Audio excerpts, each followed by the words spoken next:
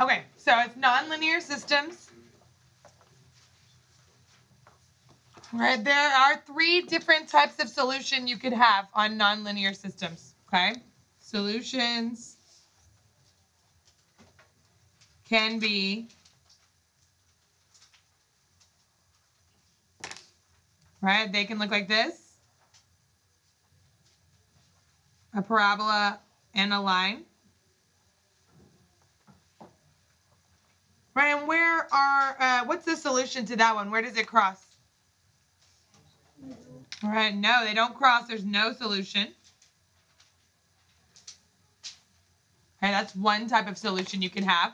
Right, if it's 2 parabolas, it could look like this and like this. Okay, they don't touch each other. Okay, if it's a parabola and a line, it could look like that. It might go this way. The parabola might go upside down. Just as long as they're not touching, that's no solution. Right, another way it could look is like this, with another parabola and a line if it goes like this. How many is that? 1, right? 1 solution.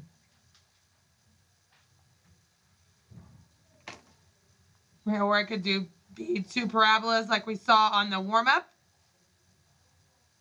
And they just touch in the middle right there.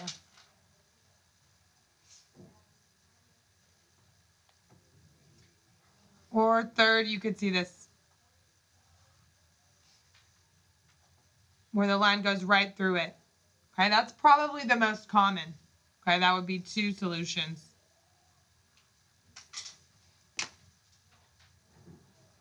If it's 2 parabolas, they overlap like this, and they cross in 2 places.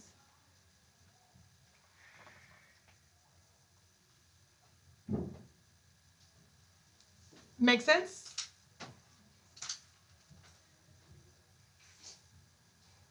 Or are there any more, like, could you have more than 2 solutions if you had a parabola and a line, or 2 parabolas? Kevin says no. Is he correct? No. Right. He is correct, right? You could not have more than 2 solutions, okay? I've seen a checkpoint problem like that where it's like, which one of these is not a possible number of solutions? Okay, 0, it can have 0. 1, it can have 1. 2, it cannot have 2. I mean, it can have 2, but it can't have more than 2, okay? It can have 0, 1, or 2. Okay, so whatever number they put that's not 0, 1, or 2, that is the number of solutions that's wrong, okay? Because it can't be more than that. Okay, so I'm going to show you 3 different methods how to solve these, okay? The first method, method 1,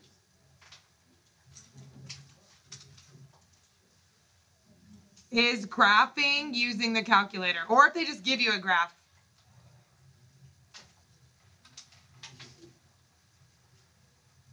Right, or they can just give you a graph like they did on the warm-up. Okay, they work the same way. Okay, graphing using the calculator works the same way as when we found it on the warm-up. Okay, and you're going to use second trace 5 on graphing using the calculator, okay? We use that to find the x-intercepts, or the solutions on 2 quadratics, not systems, just 1 quadratic, and it works the same way. But now it's just 2 lines, and we're going to find out where they intersect each other, not where they intersect the x-axis.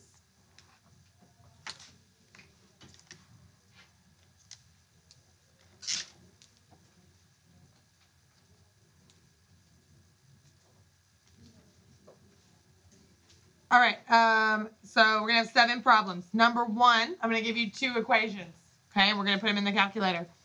First one, y equals x squared. Okay, second one, y equals x plus 2.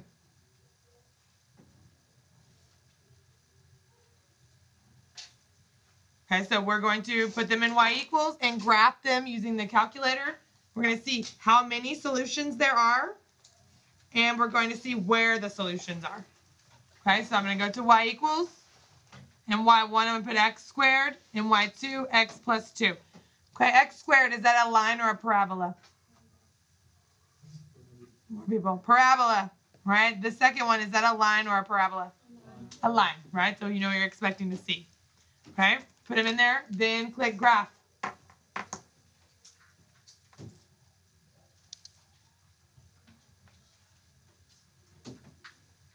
All right, there you go. Line. How many solutions are there? Two, right?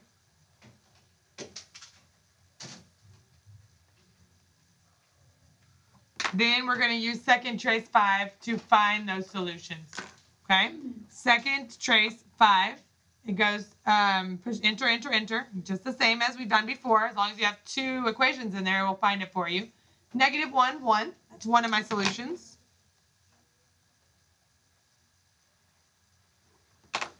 And remember, to find the second solution, we need to do second trace 5 and then move the cursor over to the other side. Okay? And then push enter, enter, enter again. And what's our second solution? 2, 4, right? 2, 4. Okay, and let's just draw a little sketch over here, okay, of our lines. Don't forget to put arrows on the end. It looks something like this, okay? It doesn't have to be perfect.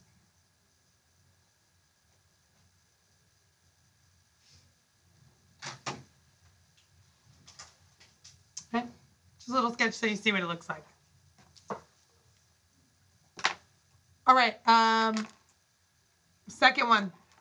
I want you guys to do this one on your own for me. Okay, I'm going to give you 2 more equations. Y equals parentheses x minus 2, and the squared goes outside.